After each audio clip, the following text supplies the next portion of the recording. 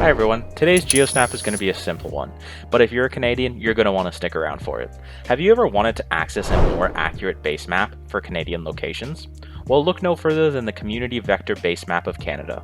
This basemap is updated regularly with authoritative Canadian data contributions, and in this GeoSnap, I'm going to show you how to use them in just a snap. To start, once you're signed into your ArcGIS Online organization, you can select Map, which opens up a new map.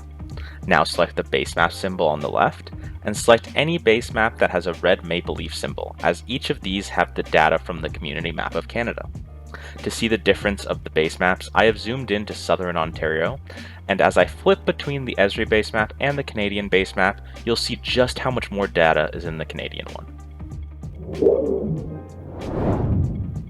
So what if you only want to work with just these Canadian basemaps? Well, you can actually create a basemap group to house just these basemaps to use them as your default ones. To create a basemap group, first select the Group tab, then select Create Group. Now name it whatever you like. In my case, I named it All Community Canada Basemaps. And now select Save. Now go to the item page of all the Canadian basemaps. I have linked these in the description. Now add them to the group you created earlier. This can be done by selecting Share, Edit Group Sharing, and select the group that you just created. Now do this for all other basemaps.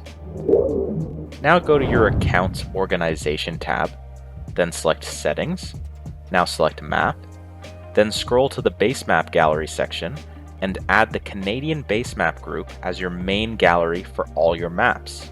Then scroll down further to select your map default.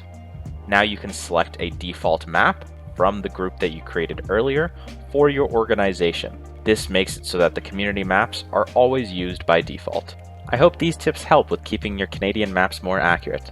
But now it's your turn. I'm excited to see what you do in the future with the Community Map of Canada basemap.